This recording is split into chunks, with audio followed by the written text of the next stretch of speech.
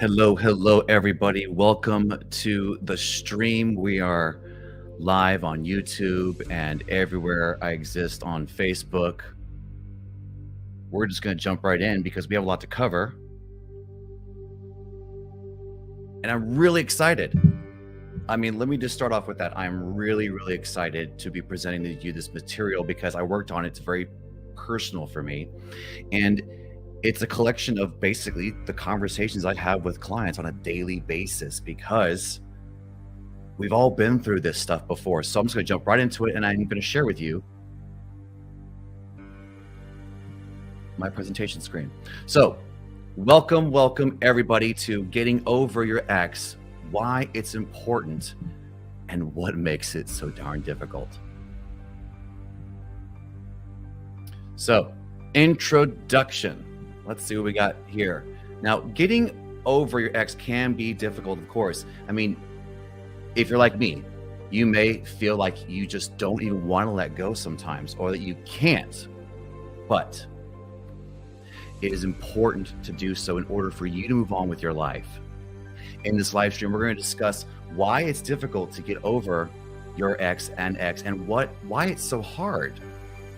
We're then going to talk about the benefits of doing this and how getting over your ex will empower you to be happy in your life no matter what. The goal for getting over any trauma, any difficult situation is to be happy, right? Now, in this context, we are getting over an ex, a breakup, a marriage, or we're going right through it. Wherever you're at in your healing journey, you and I have a right to be happy no matter what. We're going to go through challenges. We're going to see different things happening in conditions. Absolutely. The difference is you and I have a choice on how we move through these challenges because how you show up matters in your life. It's not important that you have challenges. It's important how you handle them. Especially when there's family involved, especially when we got kids, especially when everyone's watching you. We want to model healthy healing through our trauma. And so that's what this class is about. So jumping right in. Now, first, who the heck am I, right? So I am Anthony Cortino, and I am a divorce and relationship coach. I'm also with a national firm, Vesta, a new vision for divorce. I'm a vetted divorce professional. 95% of my clients are actively going through some stage of the divorce process, whether they're in discernment, deciding if they're going to file for divorce, whether they're actually filing for it and moving through the process, or they're post-divorce, sometimes 3 and 4 years post-divorce, still experiencing the impacts and pain of what they went through. And then getting back in the dating world, dating post-breakup, post-divorce, later in life. I'm 42 years old. I have been through some relationships. And trust me, I have all the excuses, just like you, on why I should behave differently in my next relationship. And what I've found is that none of that is valid. If I use my past as an excuse to change who I am today, well, then I'm not giving you all of me. So what's the point of even being in a relationship? So as a divorce and relationship coach, I experienced this on both sides after years and years of my own issues around how I operate through my own separation and breakups in my relationships. I'm also a Reiki master and a spiritual empowerment coach. Basically, my approach is always, if you've been watching my channel, there is always going to be a very logical, scientific, psychology background to other options of how we approach these things. And what I have found is that when you're meeting me face to face, you've probably already gone through a year or more of therapy. You know all the labels. You know what the trending issue is. And you're showing up in front of me going, Anthony, I'm just ready to drop it all. I don't care what happened. I just want to be freaking happy. And that is where the spiritual empowerment comes in. When all else fails, we got to go in because we've already experienced turning out over and over and over again with no real results lasting more than mere moments. Also, mentor men and women in their time of crisis, of identity. When we go through a challenge, we wonder who the hell we are anymore. Whether it's been 5 years, 10 years, 20 years, there is a part of our identity that gets trapped, lost in the mishmash of two becoming one and then doing a separation. Who the hell am I anymore? That's where we have to do the work. Finding our identity, maybe through spirituality, just maybe. Because returning to our natural state is so important. We want to live our life prosperously, abundantly, without fear.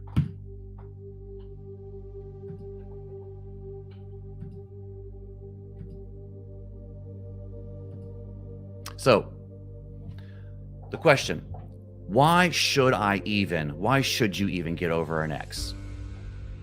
Well, that's a deep question because I like some of my memories around my exes.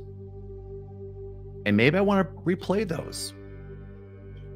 Now, that's a nice thought. However, when it comes to the concept of am I getting over something? Am I moving forward in my life? The question of why should I get over my ex is usually because myself, or if you're my client, you're anyone that's suffering through this, you're probably reliving the moments that weren't so great over and over and over again. Vince, stop it. My dog likes to chew on bones when I go live, apparently. And I can't really do anything about that. So we're gonna move forward. Yeah, moving through the process of a breakup and getting over something, I'm going to be obsessing about all the details. What could I have done differently? What could I fix? Was I right? Was I wrong?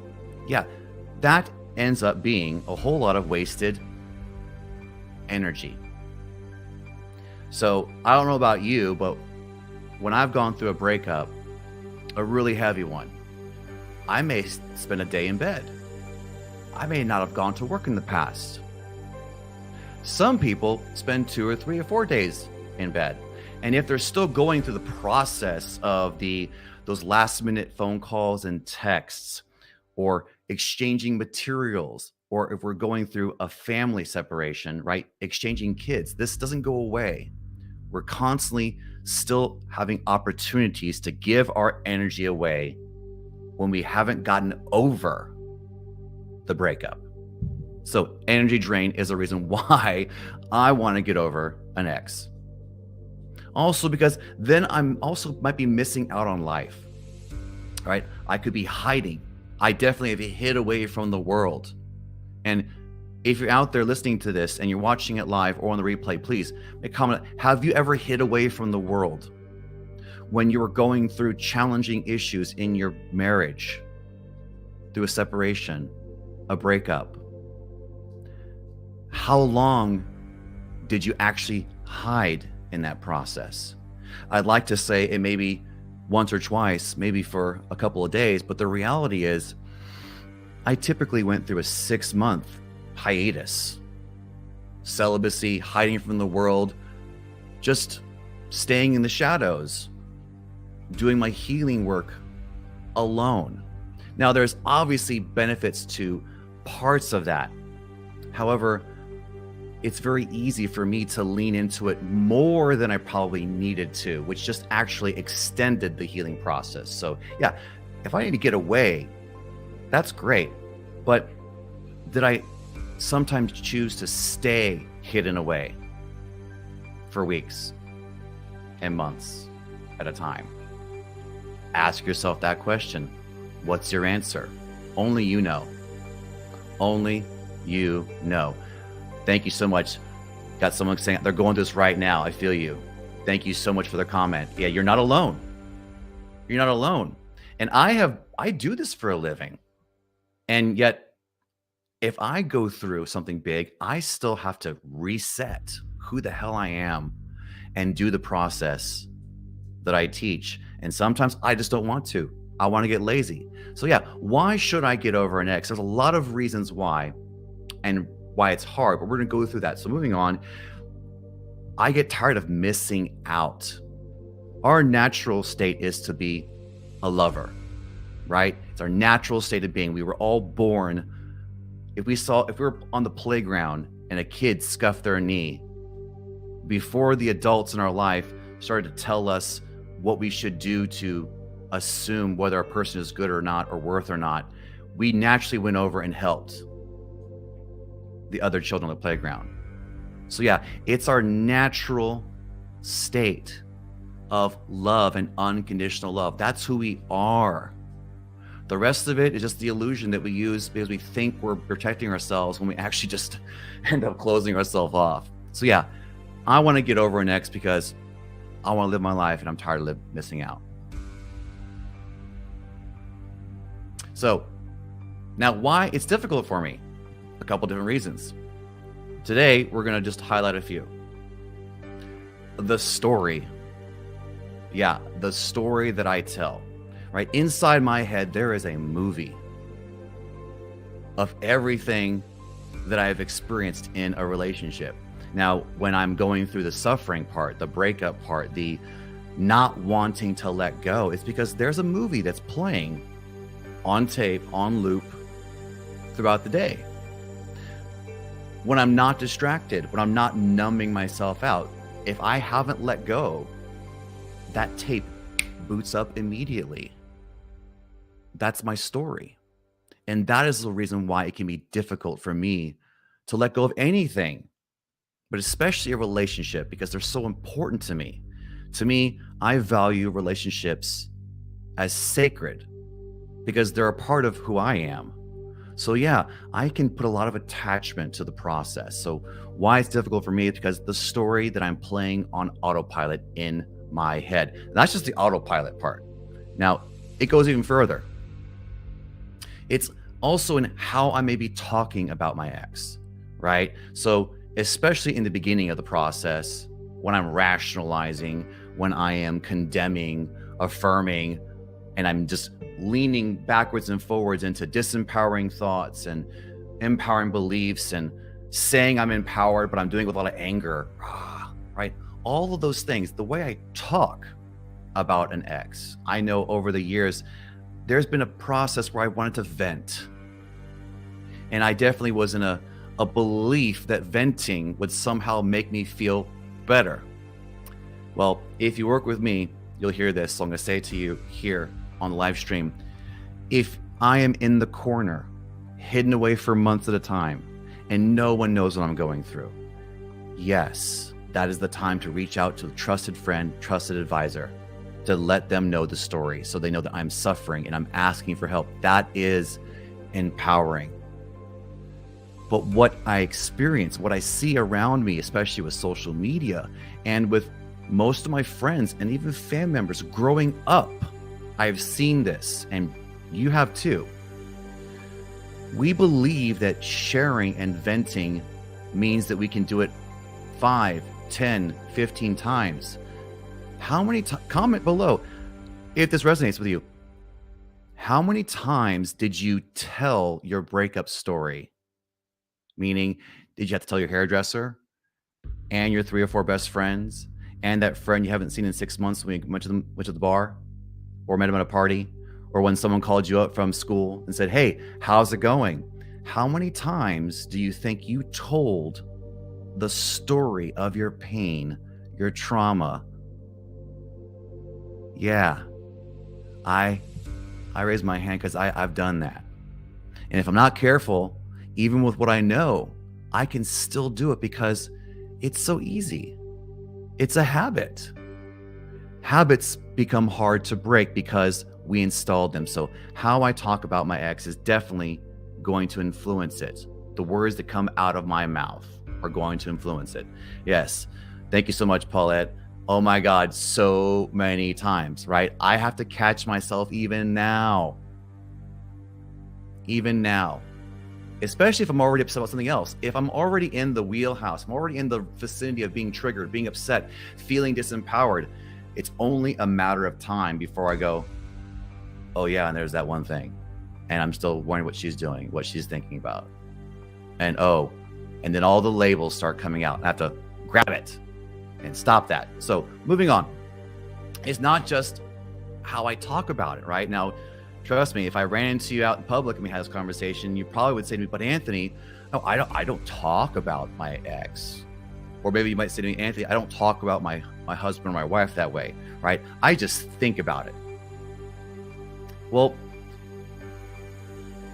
regardless of whatever religion you follow, whatever coach you listen to, it's the consensus is 100%, right? There is a certain aspect of thoughts, words, and actions, right? There's a certain impact when I take action in the world.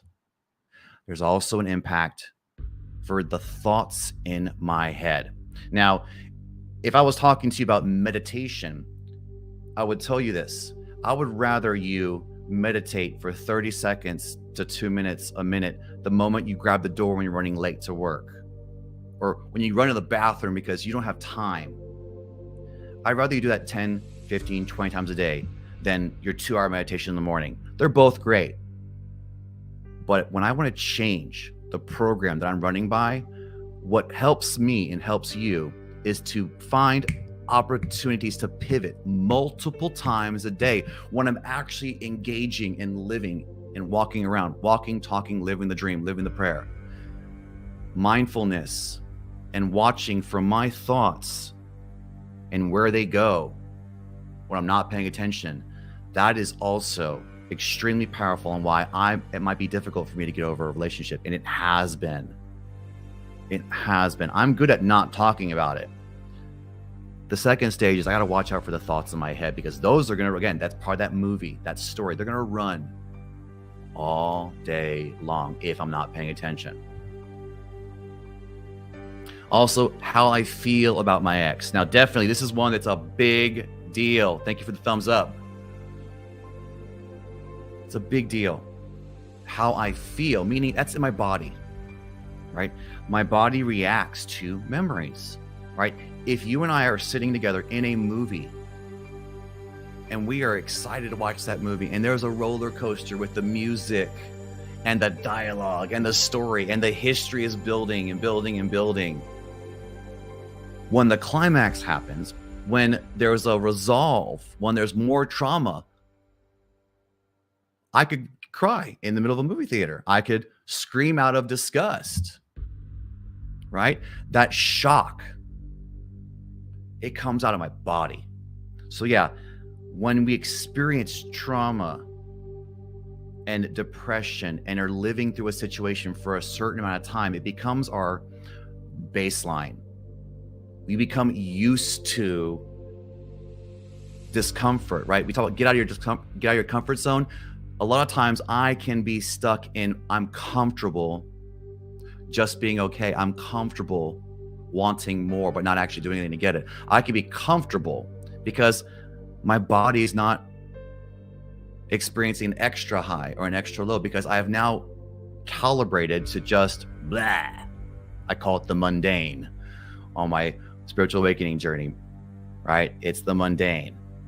I can get stuck in that boredom and it sucks, right? So the feelings, right? You might be saying, but Anthony, I get it. I think about the right thing, and I meditate, I visualize, I do my affirmations, I journal, I've gone to therapy, I've done all those things. But you know what? You know what, Anthony? I'm an empath. I feel it in my body, and I just like want to go, stop. Everyone's an empath. Everyone has that gift. How I use it is my choice. I perceive things. I'm sensitive to things just like you. That is a gift that I can abuse and make excuses so that I have a reason to be extra sensitive. That doesn't serve me, doesn't serve you. Okay? So yeah, the feeling in my body is just a habit. Going through the trauma, especially if I repressed some feelings. If I wanted to get angry, I didn't get angry. If I wanted to cry, but I felt afraid to cry because I might have been shamed by my partner. My partner might be standing over me with their hands on her hips saying, "What's wrong with you?" When I avoid getting angry and turn to crying. right? I get shamed no matter what I do. It's a very good opportunity for that to affect a chakra, cause a blockage, right? Not a big fan of suppression. Withholding from time to time, consciously, is healthy. Because if I consciously withhold, I'm going to hold myself accountable. And when I get to a space, I'm going to have an opportunity to release and get the benefit of that healing, right? Suppression or withholding. The difference is, am I conscious or am I unconscious, right? What's running on autopilot in the back end, right? So my feelings in my body about an ex can keep me stuck in that story, reliving it over and over and over again. It's not healthy at all. Now, let's see, what's next? Also, why it can be difficult, it's the meaning that I assign to the relationship, right? The meaning I assign to you, my past relationship, all the relationships I had before. That can make it very, very hard, because if I assigned a lot of meaning, especially if maybe I was in an emotional slump because I was lonely for a while and I was craving that companionship, that intimacy, because I had lost the intimacy with myself, by the way. That's what that is. But that's a whole other live stream. It's a whole other class. If I've lost the intimacy connection, I'm just craving it, and I go through all the steps to attract and gain a partner. Well, now there's a good chance that if I came from lack, if I came from not already being whole when I was by myself, then I may be under an illusion that I was whole because of my partner. Again, sound familiar? I can call myself out. It definitely sounds familiar to me. And I see it every day. I see it in people who are my clients. I see it in my friends and my family. And I understand the pain. The meaning that I assign to my relationship, a marriage, a breakup, a divorce, a job loss, a death. It's my meaning that I assign that makes it so hard to let go. Because when I assign a meaning to it, I'm now putting a label, a valuation of my parts. So if I lose the relationship, I'm going to be affected. That wobble, that two becomes one. Now I have to come back, be myself again. All illusion. The breakup, I may be assigned to, well, if I knew I was right, or if I knew I was wrong in a relationship, well, then I'm going to have an attachment to what the breakup means. I hear you. Definitely. Time without family is hard. And there's definitely steps. And if we're doing this process, we're taking one step forward, maybe two steps back one day. But we're going to move forward a little bit at the time. Thank you so much for sharing. You are not alone. You are not alone. Definitely many years without my daughter, seeing her as often as I wanted to. I feel you. Thank you for sharing in the comments. So if my attachment was based, I'm a good person because I'm in this relationship. Well, if I lose it, if there's a divorce, if there's the breakup, I may associate that I am bad. Something is wrong with me because I could not make this. And I may romanticize the relationship. It was perfect relationship. It was perfect. I ruined a perfect relationship, right? Or I may be damning it. I may be the persecutor on the drama triangle. Maybe just pointing the finger. I didn't do anything wrong. I got my stuff together. Yeah, they're the problem. Yeah, that's an illusion too. That ego is not going to serve me. It's just going to cause more pain. So those are definitely more reasons to look at on why it's hard. Now, the deeper question. There's a deeper question here that sometimes I'm not ready to answer. Maybe I need to ask the question. Ask yourself this question. Why don't you want to get over your ex? I know I can say I want to. I might be even crying that I want to get over something. But when we have, there's a conscious level of this work that's involved in healing. There's also a subconscious level. So I can say the affirmation. I can say I want. I can do some action to move on. There's also a subconscious thing that's involved, that's driving the bus. I mean, it's what allows me to sleep and breathe at the same time. It keeps our hearts beating without thinking about it. Yeah, the subconscious is creating and running the show 99% of the time. The part when I'm conscious is just a small blip in the process of my dream, my prayer, my life, my being. I can only go so far with conscious thought and conscious will alone. There's a backseat driver there that I'm completely unaware of.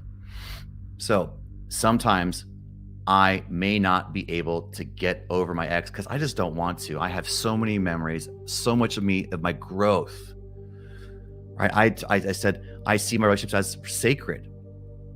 I cherish every single one of my deep, meaningful, the love of my life kind of relationships. They still are with me.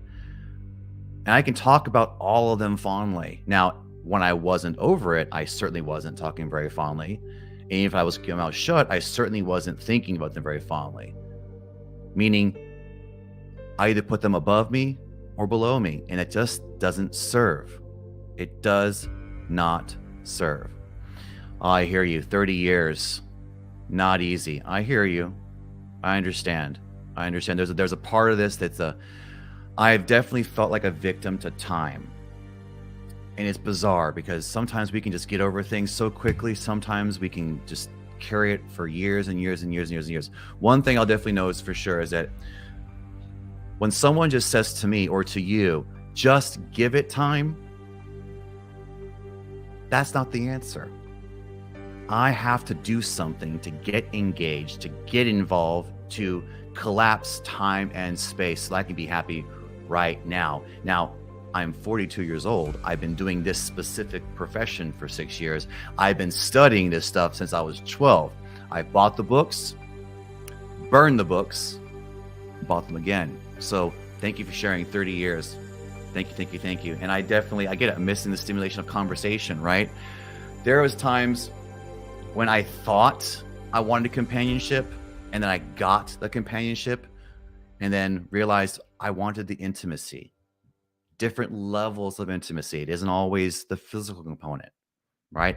Maybe I went out there and got the physical piece, right? I've had clients who've gotten out there and gotten the physical part, and then they're not satisfied. What we're really craving is that connection, the true intimacy, which leads to, what am I doing? How am I showing up in the world? What do I think about myself in this relationship or post relationship? So thank you so much for everyone commenting. It is painful. It is hard until it becomes less hard. And that's why we're talking about this today. Thank you, everybody. So moving on. Now, okay, yeah. Now, why I didn't move on. Now, this is an opportunity for me to share something personal. I often get very personal in my sessions, very compassionate. There's no power differential. So, for me, in my experience, I saw so much. Let's just put in front of center now. Yeah, there we go.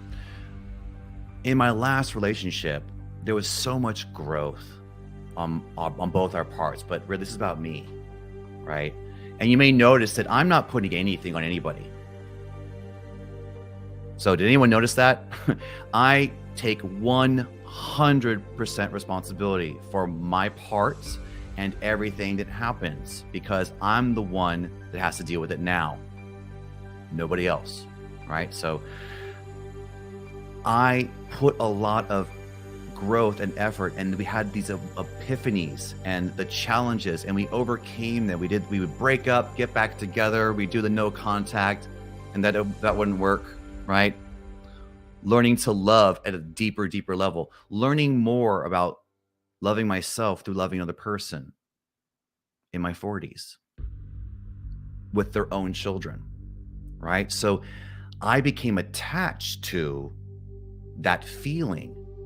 And then one day I was able to let it all go when I realized that the person that was creating all that, what I was feeling, what the sensations, the the inability just to see anybody else in the picture, as amazing as my partner was,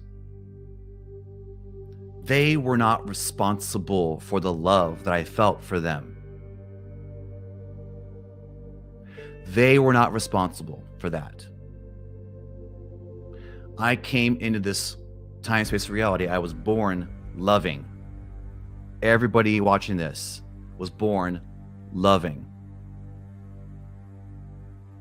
So when I realized that the love I felt for this person, this amazing woman, that was coming from me.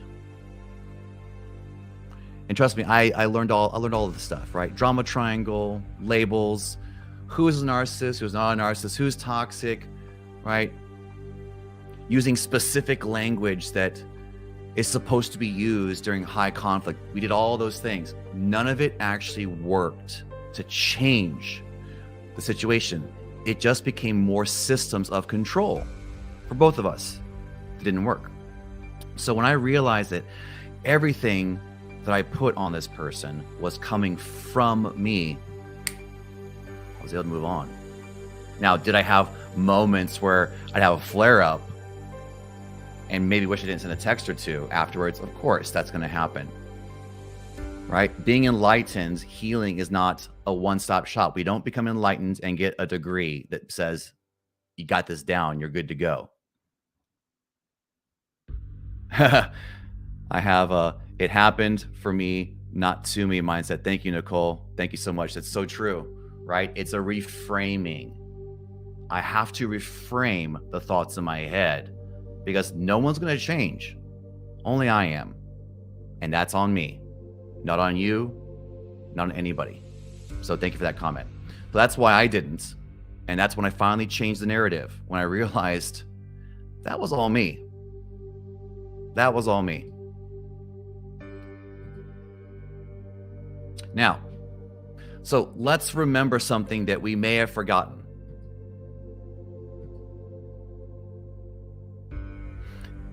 Is that you and I have the power to change the thoughts in our heads, right? So if you're tracking since the beginning, we talked about story, why it's so hard to let go, why it's so hard to get over something.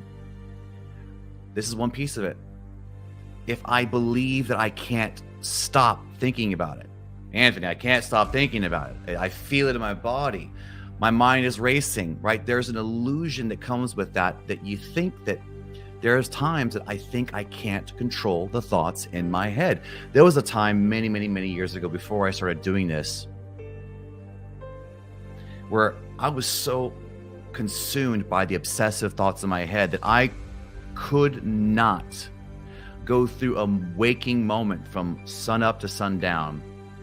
If I was alone, I had to be playing something on YouTube, on Netflix. I remember I even took things into the shower so I could play it because I did not trust or feel comfortable with my own thoughts in my head because I was spiraling, right? Now, I used a technique to numb out, which didn't teach me anything, right? I might as well have taken a drug or drank something because staring at the football game, staring at any sport, staring at a horror movie, staring at a movie about loss, that is a trance that just continues the story. And when you watch something, when I watch something, we go into theta brainwave frequency. We zone out. And when we zone out, we're in a state of hypnosis, like we are from the ages 0 to 7 years old, where there's no filter. Everything is coming in. No wonder you and I may believe that I can't control the thoughts in my head. I'm here to tell you, you can control the thoughts in your head. Just because you can't do it right now, this minute, doesn't mean you can't do it. It takes practice. It took practice for you to get where you are. It will take practice to get out of that. The habitual thoughts tell me that I cannot do it, right? Because I may be telling you, I can't get over it. I can't stop thinking about it. That's not helping. That's not helping. The thoughts of all my previous relationships, especially if there was betrayal, if I have told myself if I've had the judgments based on some data and my feelings and my intuition, and I think I trust my gut, especially if I believe there was betrayal, that's going to add to the habitual thoughts, right? Because here's the story I may say. I may say, this person did this to me just like everybody else. Sound familiar? Have you caught yourself saying just like everybody else? Or have you said, boy, I just can't ever get ahead? Same concept mentally. What we do in one place, we do in other places. There's no compartmentalizing anymore, guys and girls.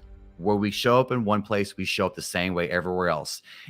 It's an illusion to think that we're showing up well in one area and not well in another. No, the reality is it's the same everywhere.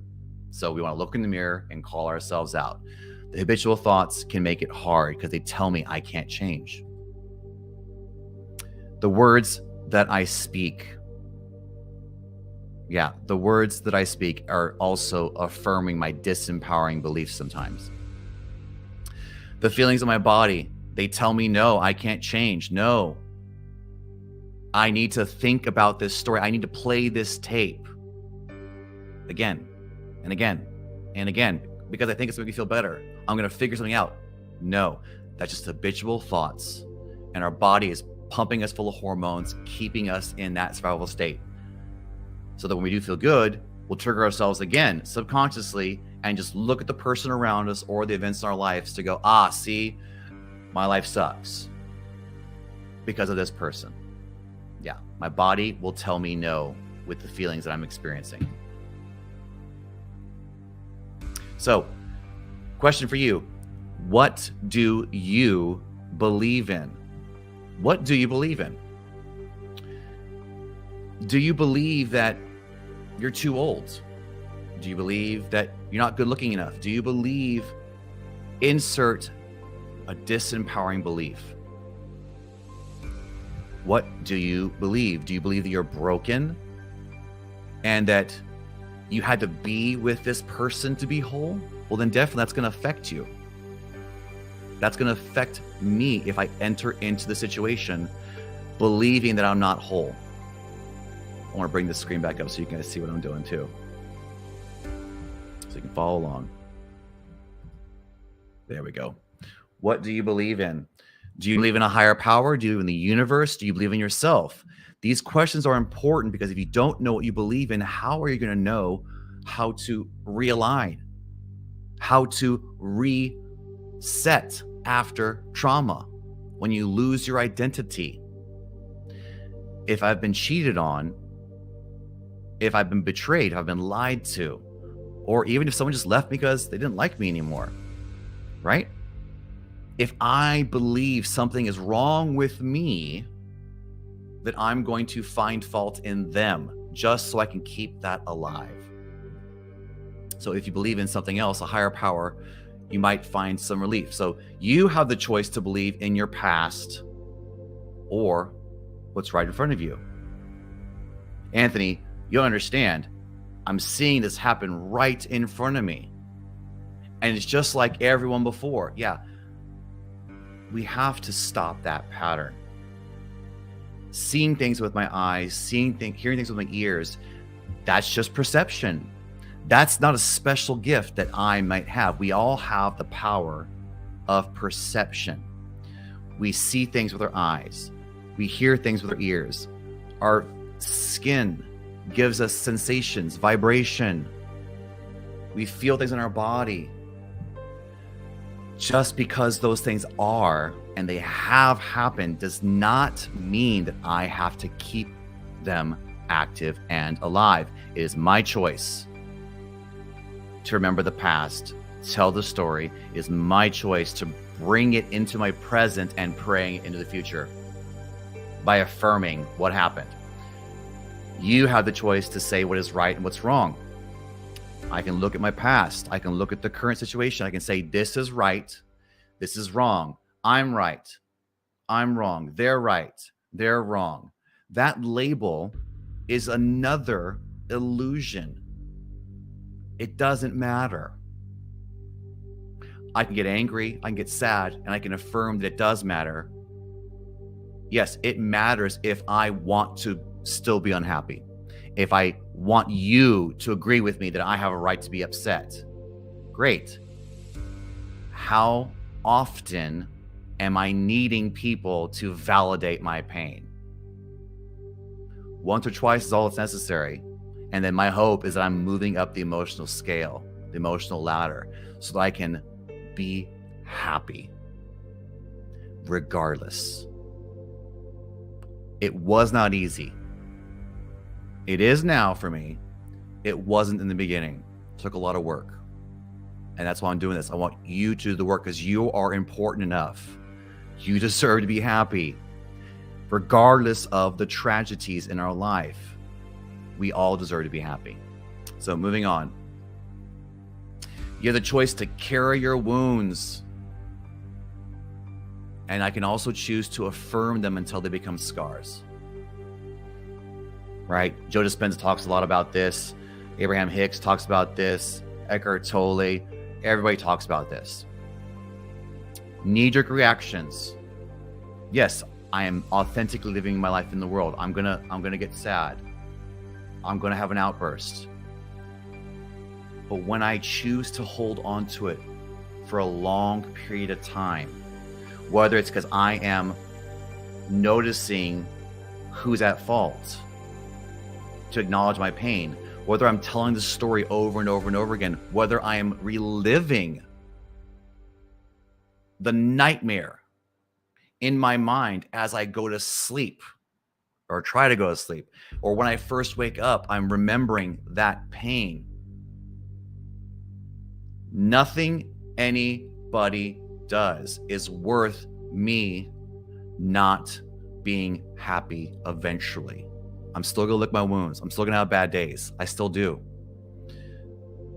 But every time I get that consciousness again, my goal is to grab that thought, change the narrative, because I want to be happy and no one's gonna do anything to do it but me.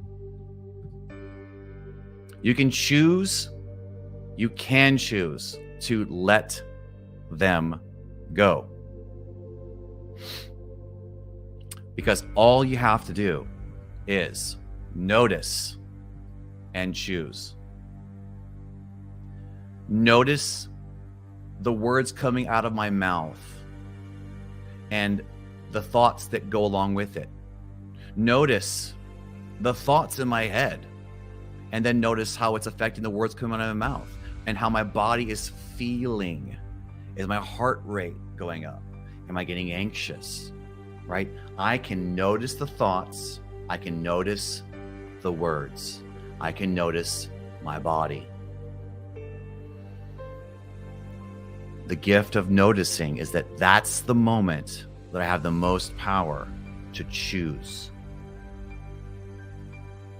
If I resist changing the narrative in that moment, it will be harder later. But every moment is an opportunity to rebirth myself into a new state of being, a new moment. I can walk out the door and choose, as the door is closing behind me, this is my new life. And I can do that every time I leave the door. That is the power that we all have.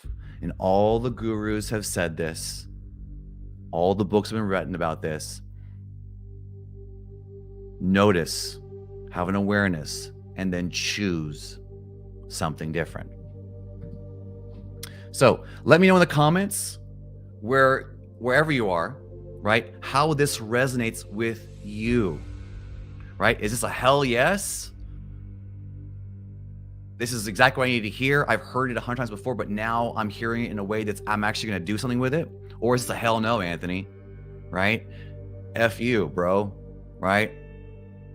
I deserve my pain. Yes, I get it. All feelings are valid. I honor all the feelings that y'all are experiencing. I honor the pain. I honor the part of me that didn't want to let go of the pain.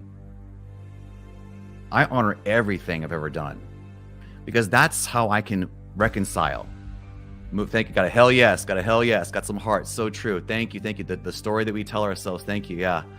Yeah, I hear you. It hurts. We get cheated on. Yeah, I get it. Been there, done that. Been there, done that. Thank you so much for being vulnerable and sharing, everybody. Because that's how we build this community together, right? It's not just me. It's everybody. I may run into you getting groceries. We're all connected. But yet I'm still an individual. You're still an individual. So beautiful, beautiful sharing. All our feelings are valid. I'm not saying don't feel something. I'm saying acknowledge it, honor it, take responsibility for it, change your story. So now before we get into the visualization, right? If you're here, you know that we're going to do a visualization and meditation together. Before we do this, you will find when this is posted in the replay, there's going to be some links. I want to encourage you to join the growing community, Sacred Intimacy, where we look at empowerment by turning inward. That's empowered intimacy. I have processes, and I teach those processes so that we learn to turn inward to change things when we've already spent our life reacting and it doesn't work anymore. So you'll find a link below to my Sacred Intimacy community where we're growing and we can share more in a more private way. There's also going to be links to PDFs and also my show notes so you can get a copy of what I've been showing on the screen and my other notes. So please stay tuned. Check this out after. Now so that's what I wanted to share. Now we're going to go into the visualization. So let me get rid of this guy right here. And I prepared some music. The question is, am I going to be able to get to that feature right now?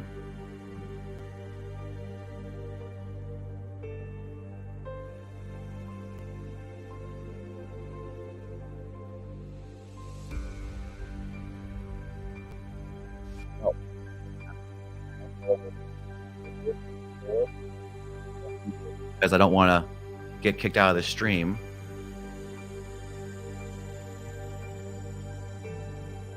Actually, you know what, guys? I think I have a solution.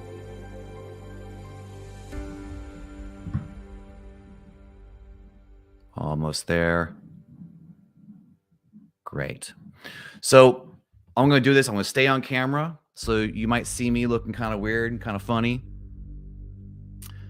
As time goes by, our perception. Yes, absolutely. When we look back, when we look at any success story, the story always ends with looking backwards with distance. And we always see things differently.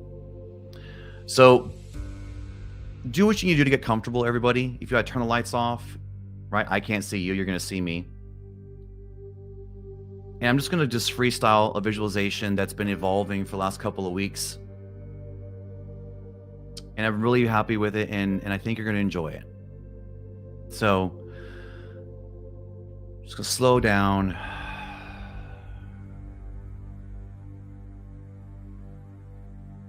And I want you to focus on your breath. Focus on your breath. I don't want you to do anything with your breath. I want you just to be aware of it. Be aware of how it's hitting your nostrils. Some of us are living in cold weather. You might feel that sting as we inhale. And I just want you to notice, as you breathe in and out, where does that breath go? Is it going into my chest? Is it going into my abdomen? Just notice where it's going.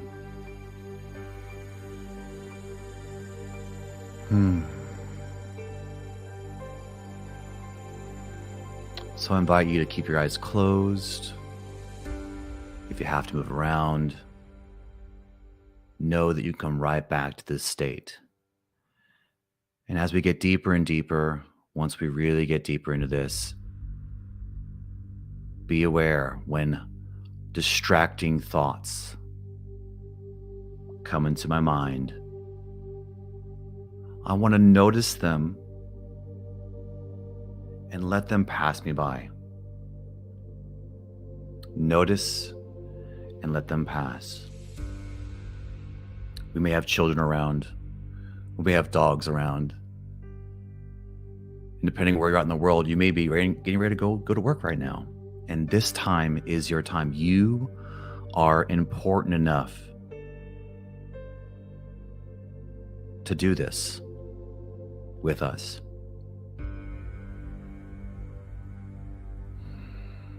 So as you notice the breath becoming deeper and deeper, just notice your body becoming more relaxed, more fluid. The sensation of letting go.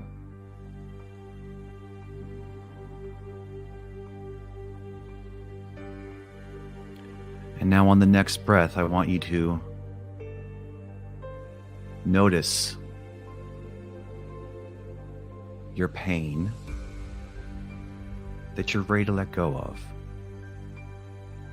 The pain that maybe you're just newly aware of in a new way in this moment. Notice that pain. Give it a name.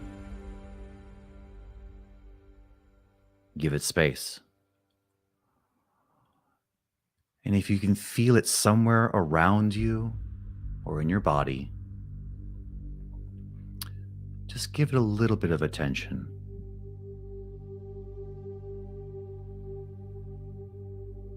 Where is my pain in my body?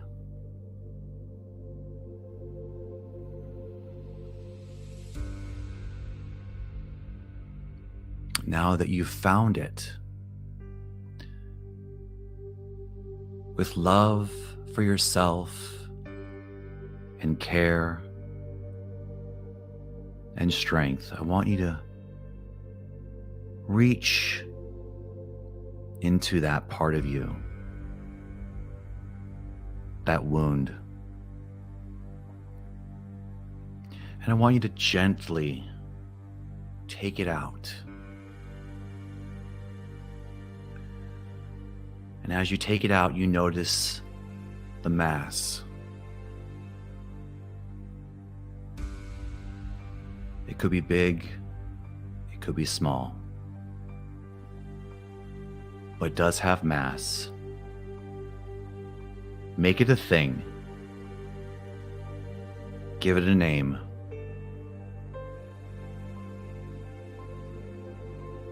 Your pain is worth being named.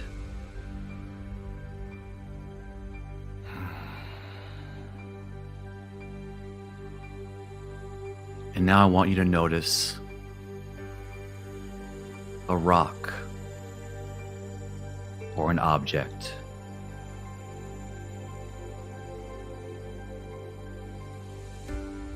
Wherever that is, I want you to reach out and grab that rock, that object. Pick it up. And looking at this rock, it has mass.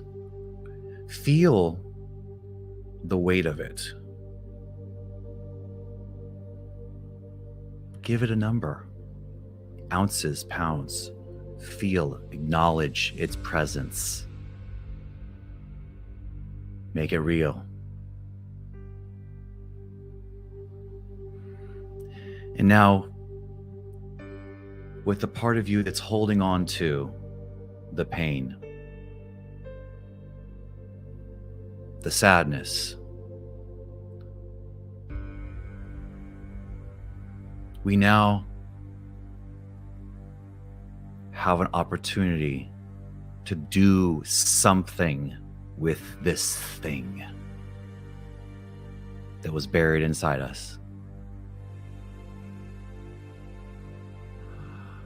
And now I want you to have the idea of putting this thing that you may have carried for so long. I want you to imbue it in this stone, this object that has weight and mass of its own. And as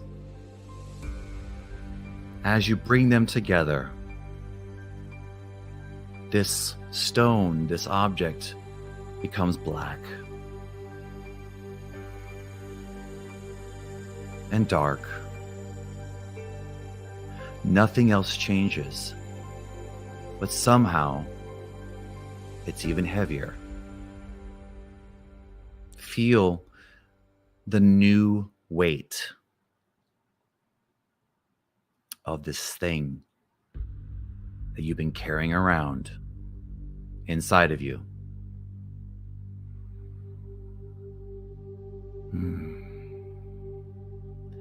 Now we want to honor this thing. It's been a part of us. It's part of me. It's part of you. It served its purpose. It got me where I am today. I no longer resist it.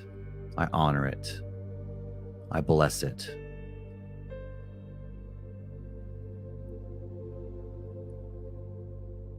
And now I can choose. What do I do with this thing? This mass, this black rock. Now I can choose to throw it away.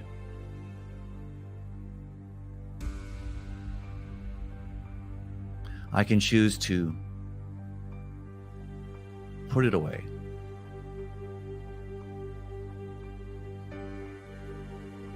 And because I have the power to choose what I do with this thing that I carry, I can also choose to put it in my pocket and carry it with me some more. I want you to honor whatever you choose to do. It's all a gift. It's all valid. So I want you to make that choice with reverence. Do whatever it is you choose to do with your rock right now before we move on.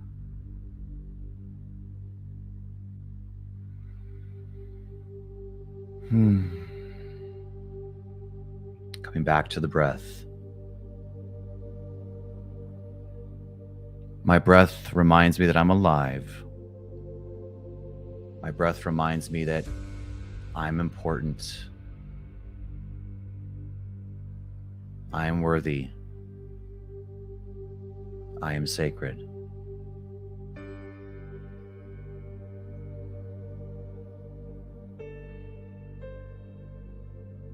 And now, notice there's another rock. This rock is certainly different. I don't know what it is about this thing, but it's calling to me. It seems special. I want you to reach out and grab this new rock that's calling to you. And as you pick it up, see that sacred relationship that is you, that's eternal, that never goes away. I want you to see that in this thing, this stone, this thing that's calling out to you. And I want you to choose to put that beauty, that wholeness, that gold into this thing now. And as it becomes one with itself, you notice that it starts to change. It's not getting heavier, it's becoming bigger and bigger. And with that excitement, with that love, with that purity, with that surrender, you have to put this thing down because it's becoming too big to hold. And as you step back and observe it, what do you see? A doorway. A door that only you can see. This is your door. It's been right in front of you your whole life. Untouchable. Pristine. Perfect. Waiting and calling to you. Now, as you look at this door, as I look at this door, there's feelings of fear and excitement and sadness, and I need to get to this door, and I want you to reach for that handle.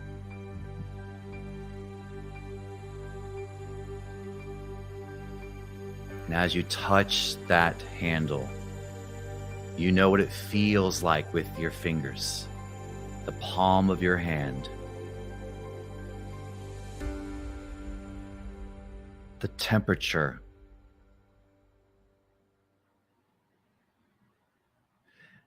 And just as you start to turn that knob, fear comes back. Terror, pain.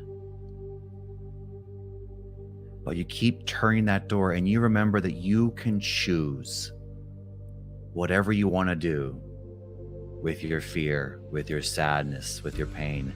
It is my choice. I choose to lean into my excitement. I turn the door a little bit more. And as I hear the tumblers, the cricks and the cracks of the door separating from the door frame, the hinges moving, I feel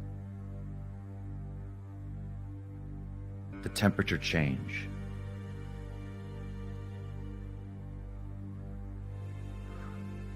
I hear sounds change. I hear voices. And I see a movie of my life. And I can get really excited now. This is my life. Right in front of me. Just waiting for me to step into it.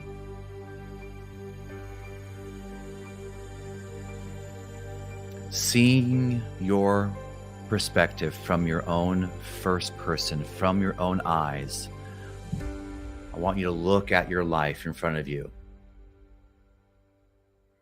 What's outside? What tape is playing for you?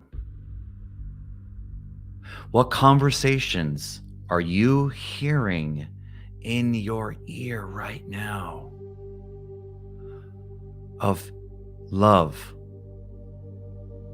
connection, acceptance, forgiveness? What are you hearing? This is your new reality waiting for you. And as we all step one step closer to the threshold, just before I step over, I notice the fear is gone. The pain is gone. The story is obsolete.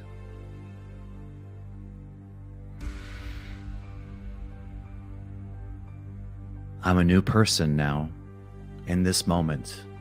New man, new woman. Rebirthed myself. And as I step through the doorway, the door handle is in my hand and it's closing behind me. I now hear the sound of the door creaking and cracking and the door frame coming together with the door. And I choose now to turn my back to the door as it closes behind me, looking forward, seeing everything that is my truth, my life, my prayer, my abundance, my prosperity, my family. The one I'm born with and the one I'm not born with. All the love around me. The love that I choose to show as my natural state. And now we feel it in our body as we are hearing the sounds, seeing the visuals. Now we feel it in our body. Where is it? What is it? Find it now.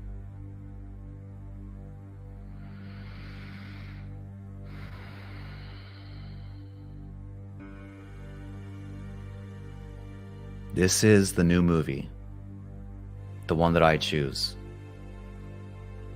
I'm asking you to choose to play a new tape every day. You now see it before you. Grab the pieces that you want to take with you forevermore, so that you can grab this memory and play this tape and this movie as you go to bed. When you wake up tomorrow, you can choose to play this story over and over again. When you change, your life changes. And I believe we've all changed in this moment together. And as we pull those memories with us and return as we began with the breath, honoring the journey, honoring the pain, honoring the love, honoring all of me and all of you.